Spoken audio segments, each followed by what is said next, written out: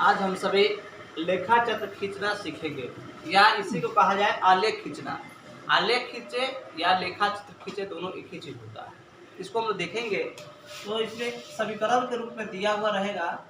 मान लेते हैं कि x + y = 7, इसको समीकरण 1 मानेंगे और 2x - 3y = 9 समीकरण 2 मान लेंगे। ठीक है। और हम क्या करेंगे, x + y = जो 7 है इसको x = 7 और प्लस में y है इसको बराबर के इधर पे कर देंगे। ठीक है, कर दिए। अब करने के बाद में हम एक बॉक्स बनाएंगे।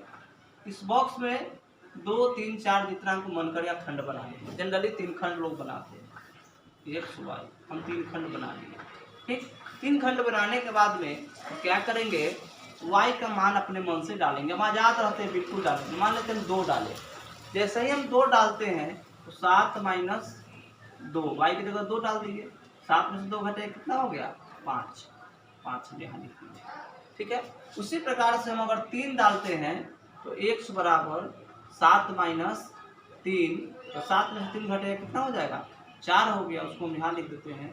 अगर हम 5 डालते हैं तो x = 7 - 5, तो कितना हो जाता है, 2 हो जाता है। हमारा एक समीकरण का काम पूरा। उसी प्रकार से हम दूसरा समीकरण हम निकालेंगे। वह क्या है, सो देखिए, 2x - 3y = 9। अब इसमें क्या करना है, 2x = 9, माइनस में 3y है, बराबर के इधर में आता है तो प्लस में 3y हो जाता है। बराबर में इधर में प्लस में 3y हो जाता है। जबकि x = 9 + 3y और यह 2 जो है वह बट्टे में आ जाता है। क्या आ जाएगा, नीचे आ जाएगा। आने के बाद में हम यहाँ पर फिर उसी प्रकार से क्या कर लेंगे, जैसे ऊपर में बॉक्स बनाए हैं वैसा ही बॉक्स यहाँ भी हम बना लेंगे। ठीक है, यहाँ भी हम x और y बना लेंगे। ठीक, 3 बॉक्स यहाँ भी बना लेंगे। बनाने के बाद में अब क्या करेंगे, y का मान फिर हम डालेंगे। मान लेते हैं y का मान हम 1 डालते हैं। ठीक है, तो यहाँ पर क्या हो जाएगा, 9 + 3 × 1 बटा 2, क्योंकि 3y है, 3 × 1 हो गया। तो 9 जो है अपने जगह पे रहेगा, प्लस 3 कम 3 और बटे में 2। 9 3 कितना हो गया, 12 बटे 2 काटेंगे कितना आ जाएगा, 6 आ जाएगा। इस 6 को यहाँ लिख देंगे। ठीक, उसी प्रकार से फिर अब क्या करेंगे, x = फिर 9 + 3y है। अब यहाँ पर हम क्या रखते हैं, 2 रखते हैं अपने मन से। 3 × 2 बटे 2, 9 + 3 × 6 बटे 2, 915 बटे 2। 15 को 2 से भाग देंगे, आ जाएगा हमारा कितना, 7.5। कितना आ जाएगा, 7.5। अब यहाँ पर अगर हम 0 डालते हैं, हम 0 भी डाल सकते हैं, माइनस में भी डाल सकते हैं। अगर हम 0 डालते हैं तो 9 + 3 × 0 बटे 2, यानी कि 9 + 3 में 0 से करेंगे 0 हो जाएगा, बटे 2, 9 बटे 2 कर देंगे कितना हो जाएगा, 4.5। ठीक है, अब हम क्या करेंगे, ये दोनों काम हो गया। अब इसके बाद हम ग्राफ खींचेंगे। ग्राफ कैसे खींचेंगे, तो देखिए,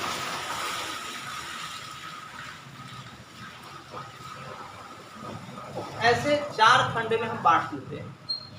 x o x, इसको बोलते हैं x अक्ष। क्या बोलते हैं, x अक्ष। y o y, इसको क्या बोलेंगे, y अक्ष।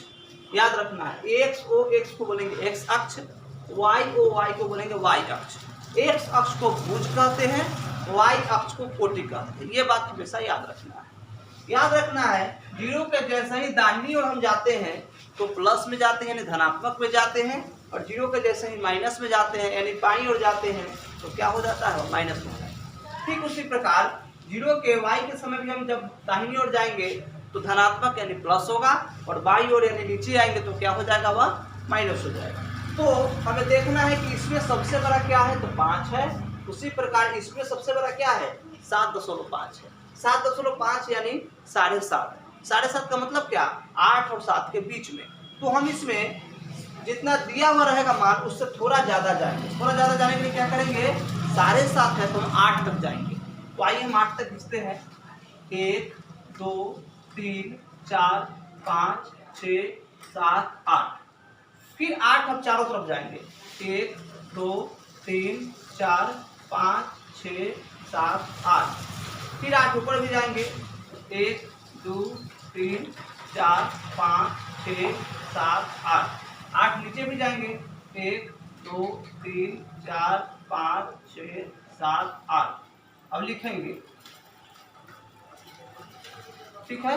इधर माइनस में लिखेंगे, -1 -2 -3 -4 -5 -6 -7 -8। ऊपर प्लस में जाएंगे, फिर नीचे माइनस में आएंगे तो क्या हो जाएगा, -1 -2 -3 -4 -5 -6 -7 -8। ये 10 नहीं है बाबू, ये सेंटर वाला 0 है और -1 किसका, इसको 10 समझने का भूल नहीं करेंगे। अब हमें देखना है x का वैल्यू कितना है 5, y का वैल्यू है 2। 5 यहाँ है, y का 2 है, 2 के सामने से लाएंगे, इसको 5 के सामने से ले जाएंगे, ठीक है। इसको मैच कर, मिल गया। उसके बाद x के सामने कितना है 4 और y के सामने कितना है 3। x के सामने 4 ऊपर ले जाएंगे, y के सामने 3, मिल गया। उसी प्रकार से x के सामने 2, y के सामने है 5। x का 2 वैल्यू है और y का कितना वैल्यू है 5। मिला दिए, मिलने के बाद में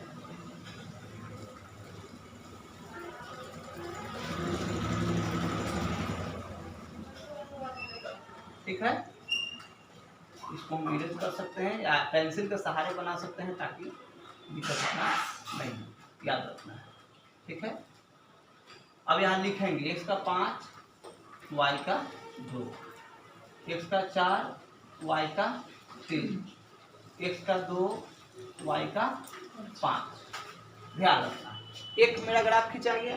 अब दूसरा में चलेंगे, दूसरा में क्या है x का 6, y का 1, x का 6, y का 1। यहाँ पे मिला x का 7.5 यानी 7 और 8 के बीच में, और y का कितना है 2 है, 2 के सामने चलेंगे, यहाँ मिला। फिर क्या है x का 4.5 यानी 4 और 5 के बीच में, और y का 0, 0 का मतलब कुछ नहीं, 0 तो इसके सामने नहीं हो गया, इसलिए इसका क्या बनेगा, क्या लिख देंगे 7.5 और क्या, यहाँ क्या है 6 और 1, यहाँ क्या है 4.5 और 0। इस प्रकार से हम आलेख सकते हैं, लेखाचित्र खींच सकते हैं। तो यह विधि आपको याद रखना है, समझना है, और इस टाइप से आपकी किताब में और भी प्रश्न है उसका प्रयास करना है। आपके फाइनल एग्जाम में एक प्रश्न ऐसा आता ही आता है जो 5 नंबर का होता है, तो इसको नज़रअंदाज नहीं करना है। बस एक चीज़ सीख लीजिए, 5 नंबर आपका हो गया। तो ये 5 मिनट में आप इसको समझ सकते हैं, लिख सकते हैं। तो मैं आशा करता हूँ आपको समझने में यह काफ़ी मदद करे। अगर किन्हीं को डाउट हो, इस समझने में कोई परेशानी हो, तो आप कमेंट में अपना परेशानी को रखेंगे, मैं उसे सॉल्व करके आपके बीच उपस्थित कराऊंगा। धन्यवाद।